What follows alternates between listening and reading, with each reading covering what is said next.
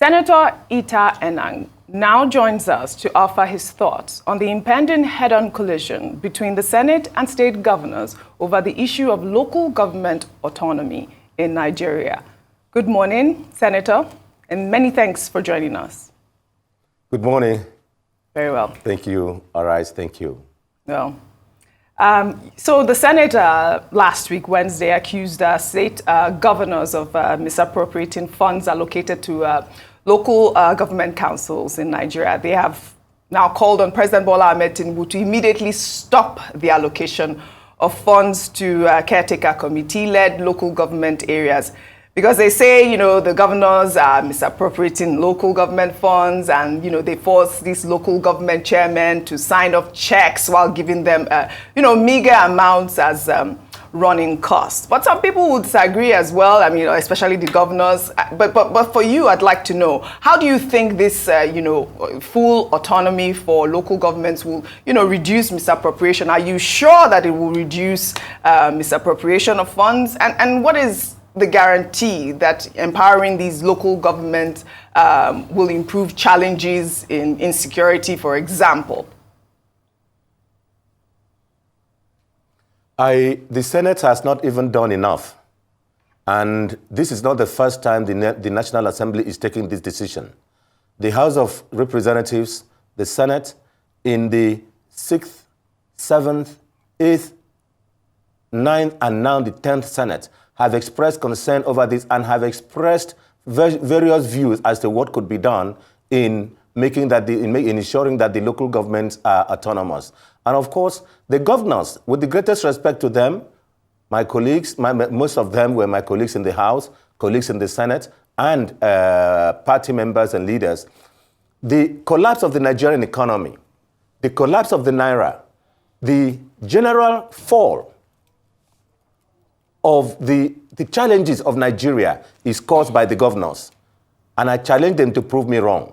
First, the way they use the funds of the judiciary, when the funds are sent for the judiciary, they take it at their own. And when they go to buy a mere Toyota to the judges, they will line them out to come and collect, and they will announce that they have given car to the judges. Whereas it is the funds of the judiciary that they have used in giving money, in buying the things to the judiciary, and they say, I have given to the judiciary.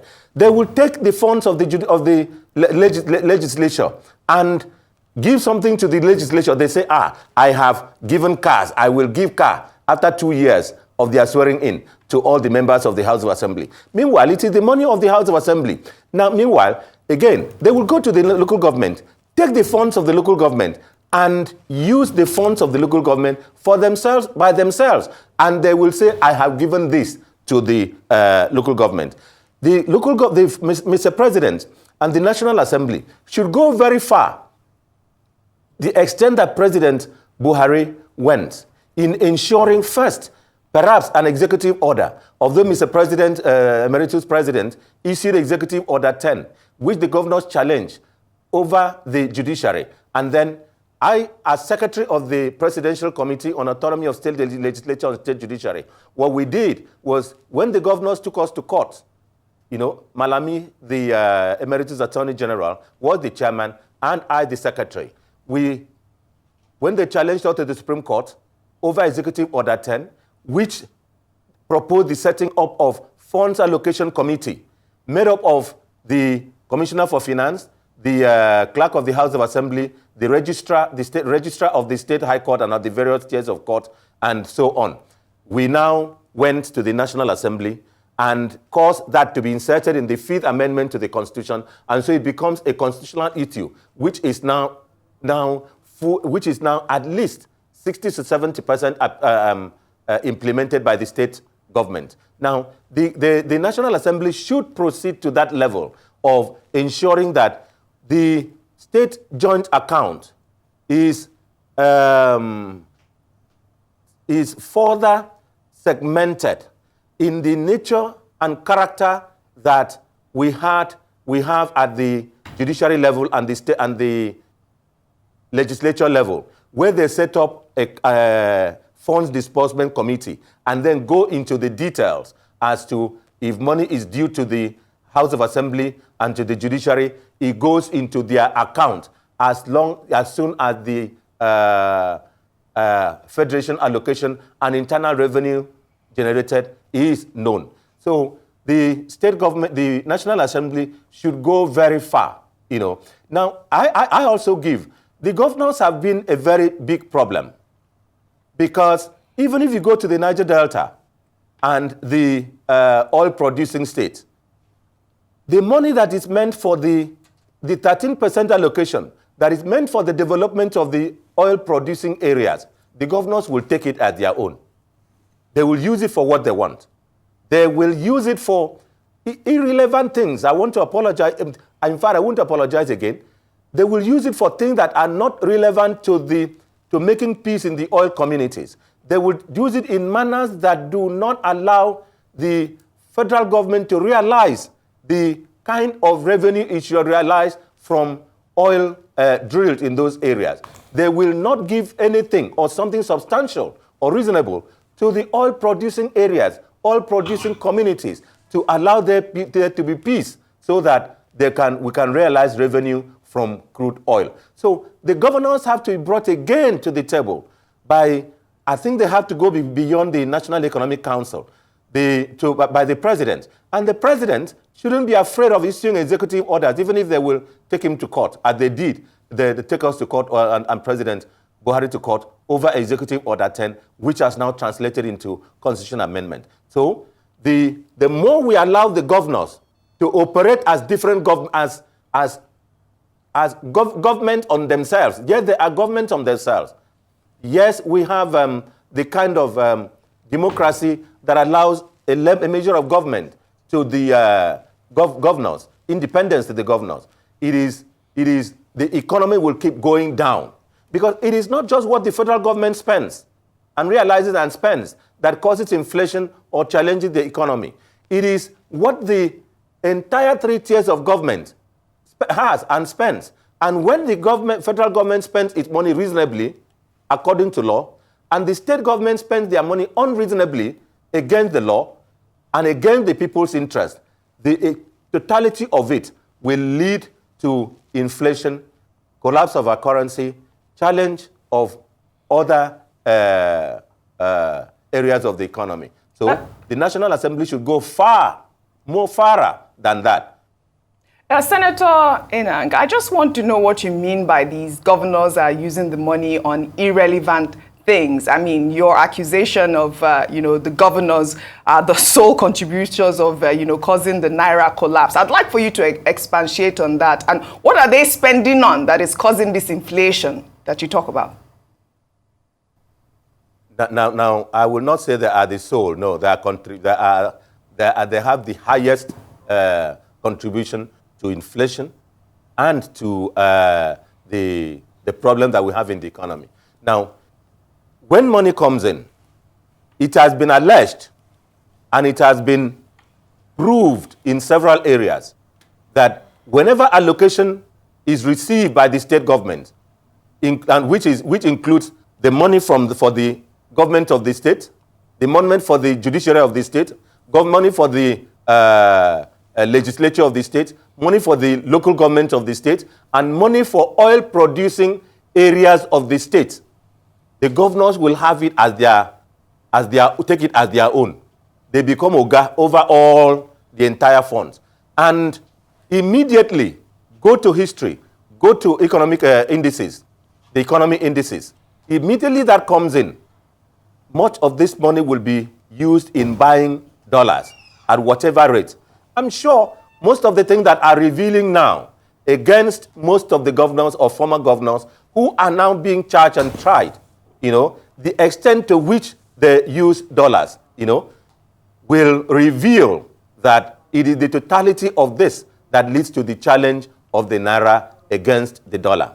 Again, most of them will say they have taken loan.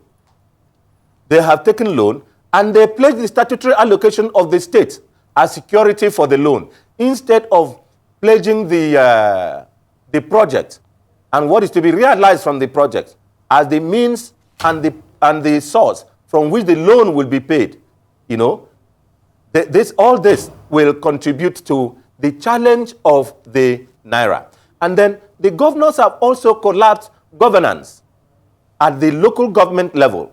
So they have made the local government chairmen, even we call them caretaker committees, to just behave as conduit. When allocation comes, they will go to the state joint account. Whatever the chairman of local government or the chairman of the commissioner for local government affairs or whoever is the chairman of the land account gives to them, they will collect. But they will sign the full implication that they have collected all. Meanwhile, they cannot account for all. It has not entered the account. They just settle, quote unquote, the supervisors, the councillors, and so on. And everybody, they keep quiet. In my language, they say, mu, mu, mu, mu. That is, keep quiet. Let nothing be heard of you. And they will force the governor, the local government, to go on radio and say that they have collected the money. If you don't, just like what is alleged to be happening in Plateau State, where the governor is alleged, and I say for the third time, alleged, to have asked APC lawmakers-elect that before they are sworn in, they must sign a letter, an undated letter of resignation, so that any day they want to challenge the governor, they will just bring out it and then swear affidavit. And this is done, the courts are even said to be complicit, as I said, or alleged, by saying that, look, this is an affidavit sworn. So they force them to say they have collected, meanwhile they have not collected. So the governors are the very serious cause of the challenge of the economy. And yet the governors will have the strength to stand up and accuse the president to do something about the economy. Meanwhile, they are the agents of the collapse of the challenge to the economy, challenge to our currency, and challenge to transparency. I want the Nigeria Financial Intelligence Agency, NFIU, Nigeria Financial Intelligence Unit as it were, to come up again with what it started under President Buhari's administration, where it went in to get the intelligence and ensure that funds that are meant for the local government are pulled through a special account. And I want the National Assembly, as it is sitting on constitutional amendment, to again come up with more ingenious ways, just as we did under the Presidential Implementation Committee on Autonomy of State Judiciary and State Legislature, so that they can impute this into detailed amendments of the Constitution. And Mr. President,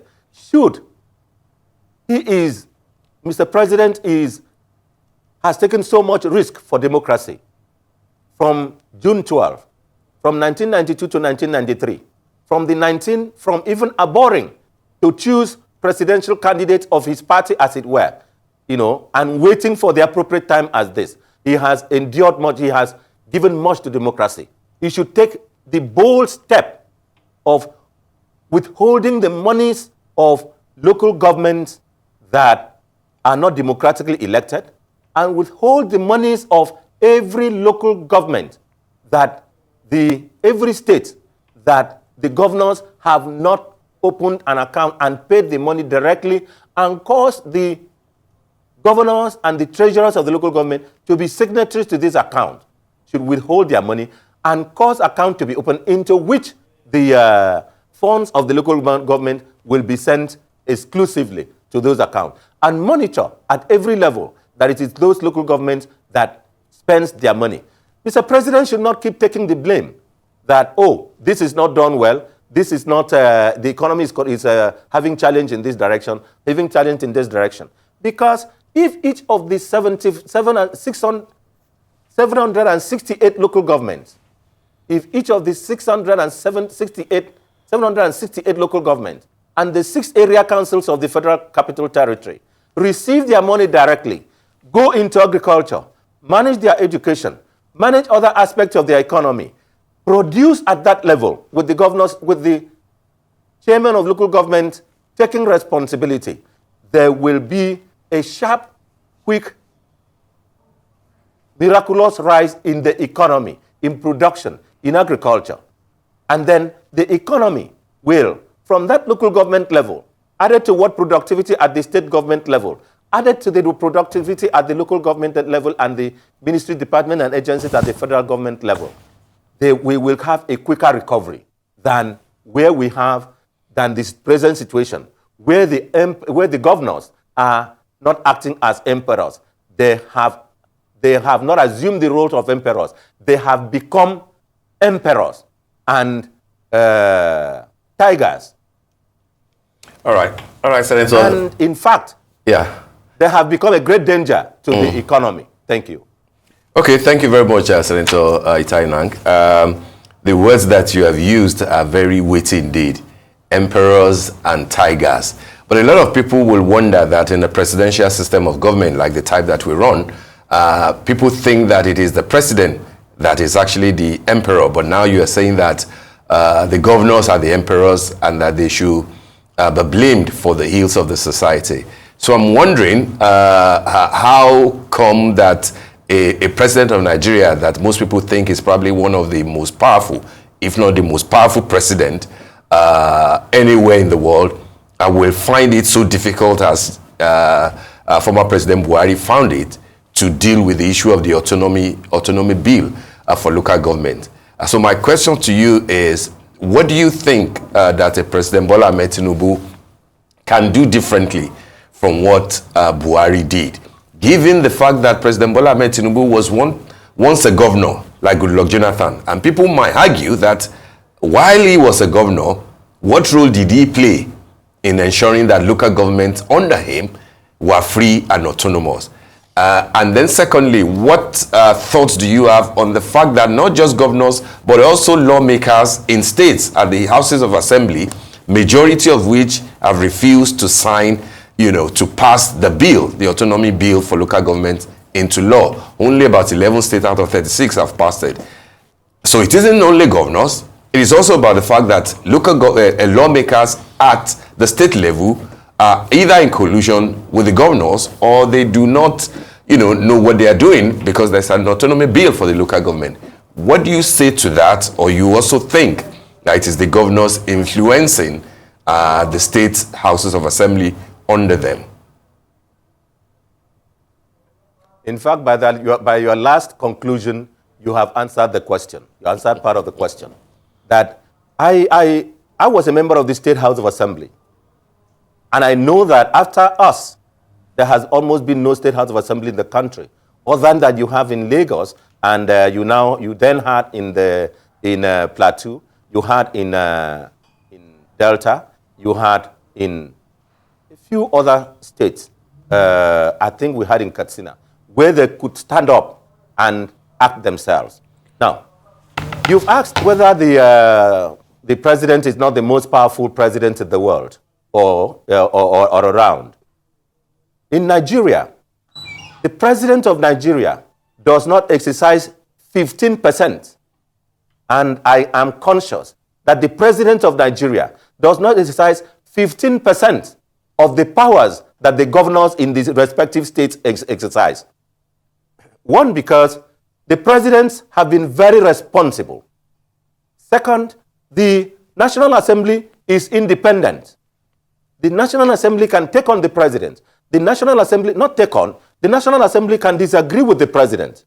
Now, one thing that a lot of persons have come to realize, and the legislature realizes, and now acts a lot better sometimes, is that when you have a bill or any measure, it is a proposal by a minister or a parastatal. And that proposal, the president will say, okay, I am just one person. He may just present before the Federal Executive Council. It is passed and forwarded to the legislature. The National Assembly ought to take that bill as it is just a proposal, which they have to consider and pass or reject. But sometimes the legislature considers that, look, it's coming from the president, so it has to pass, which is wrong. Now, the extent to which the National Assembly scrutinizes appropriation, the extent to which the National Assembly questions the ministers, the extent to which they question the ministers and the heads of ministries, departments, and agencies, even the security agencies, and on many matters which makes those agencies responsive and responsible to civil democratic authority, being the legislature and again the presidency. None of that happens at the state level. None of that. You will see Take, for instance, the House of Assembly of every state. Have they ever debated the provisions and the submissions of the president, of the governors of the state submitted to them? No. Sometimes they just lay it in the envelope and they say those in favor aye, and they do aye, and then that passes. They don't even read what is there. Had occasion to to make a presentation on the question of the House of Assembly of Akwa Ibom State. And I told the House of Assembly of Akwa Ibom State that, look, I even asked, where is the vote and proceedings of the budget and the laws you passed? They don't have. Go to Benue State. There is a law that was passed in Benue State on the Benue State Internal Revenue Service, increasing or reducing the tenure of the chairman of the Benue State Internal Revenue Service. Till today, you cannot find the argument, the bill, even what was passed by the House of Assembly of Benue State. And I challenged them. I challenged Benue State House of Assembly to produce its votes and proceedings of most of the bills that have been passed. And I challenge each of the houses of assembly, except Lagos. Except Lagos. And I say except Lagos, that can produce the votes and proceedings, showing what was laid before them to consider, showing what they have considered, showing what we call the Hansard, the debate, showing what there was eventually passed, and showing what was transmitted to the governor for assent. They don't have, unlike the National Assembly, which you have each and every one of them step by step. So where you have a legislature of this nature in each of the 36 local governments, each of the 36 states, and the governors not having anybody or any person to check them, not responsible to any person, taking loans and using it the way they want, taking loans and not thinking of how to repay, taking loans and making only what they will receive from their allocation from oil to be the security for repayment, the economy will still have to go down. The governors then are emperors. The governors then are tigers against the funds of the local government, funds of the legislature of the state, funds of the judiciary of the state, funds of the development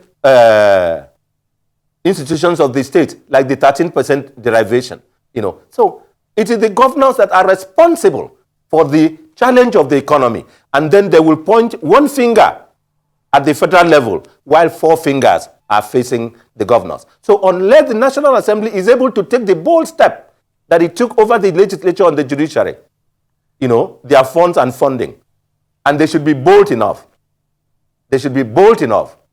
I have always worked with them. I've often worked with them on the constitutional amendment process, and we still will work with them to ensure, just as we did in the Fifth Amendment to the Constitution, which has ensured the entrenchment of the process and procedure for sharing the funds between the federal government and the state. So the governors have to do that. And President Tinubu, sometimes you have to breach the rule. Sometimes you have to. And of course, you had the question. President Tinubu was the governor. What did he do?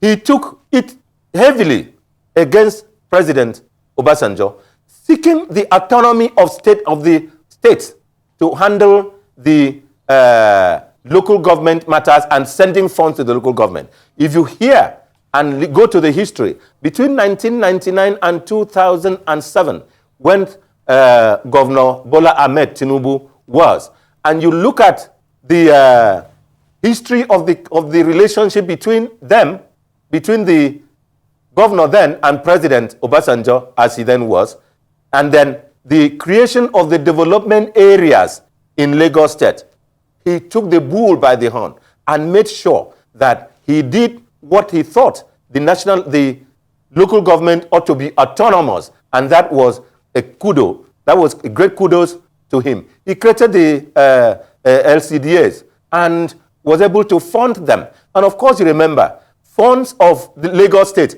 was withheld and was not released to Governor Bola Ahmed Tinubu, as he then was, now President Tinubu, GCFR. He weathered it. He should be able to take very hard decisions, even if it means taking on the governors in whatever level. After all, the governors have always taken up on the presidency at the federal level on many matters affecting the revenue. It should take them on to allow and the local government to be autonomous, to send their monies to them. You know what we did at the Presidential Implementation Committee on the autonomy of state judiciary and state legislature. I, as the secretary of the committee, we had meetings with the state registrars of the states judiciary, and we obtained the account numbers of the judiciary of the different states, and we wrote to the Accountant General of the Federation and gave the account numbers of the different state judiciaries and the state houses of assembly for them to pay the money of the states into. While we were about to get that fixed and the money to be directly deducted at the federal level by Ahmed, the then Accountant General, into the funds of those state judiciaries and state legislatures, they took us to the Supreme Court, and we were asked to hold on. And when they had it on us, we now had to proceed to the National Assembly to get all the provisions of Executive Order 10, which we proposed, into the Constitution, and now it is easier. So they should adopt that process so that we can get out of the challenge of the economy which the governors of the 36 states have caused Nigeria. All right. Again, as we begin to wrap and briefly, because I'll go back to my question again, which you haven't answered, because, like we've said, the Senate is asking for changes in the Constitution, that will enshrine and guarantee genuine independence. Earlier, you presented a scenario whereby governors may force these local governments to say that they have collected money to carry out projects.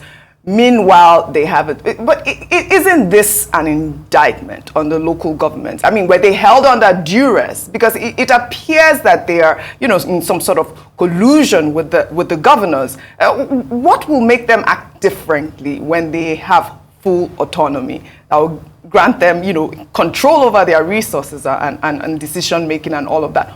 What will be the difference? What will make them act differently is if we are able to amend the Constitution to allow the Independent National Electoral Commission at the federal level to conduct election into local governments. Therefore, so if that is not done, and the election of the local government are still conducted by the state government, the nominations are still conducted by the state government, and each state government, if it is Labour, all the Labour candidates will win the local government election.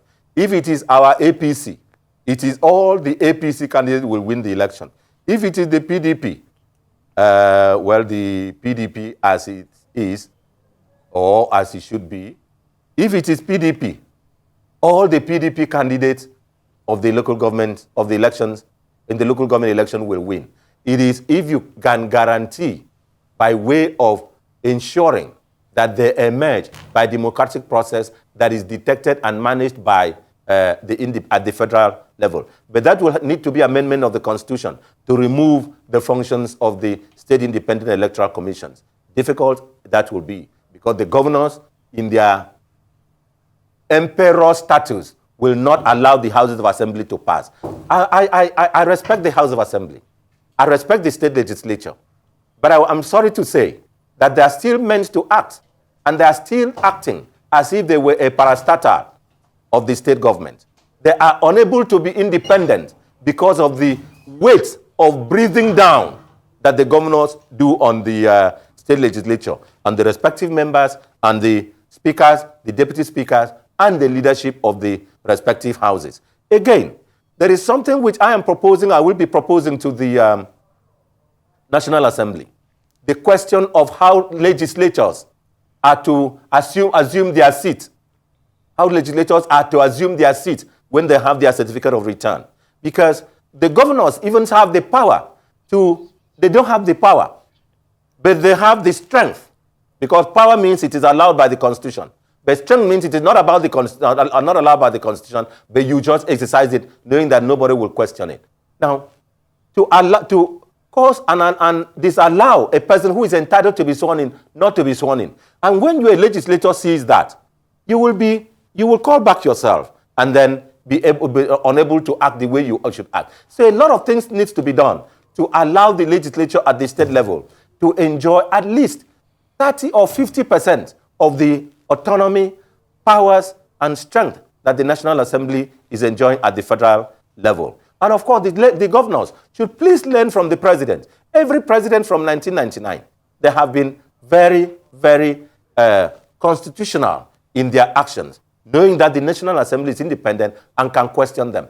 We should try to allow them to be at that level. So you cannot have an independent legislature at that level, an independent local government, when the method of their emergence as chairman will, and the governor can dissolve you at any time and set up caretaker committee, and the caretaker committee it could be infinitum. It doesn't have end tenure, and if you don't behave well, they simply remove you. So you can't have autonomy at that level unless there is constitutional amendment that streamlines this and gives the chairman of local government some strength. Thank you very much. All right, Senator Enang, we'd like to thank you very much for joining us on the morning show.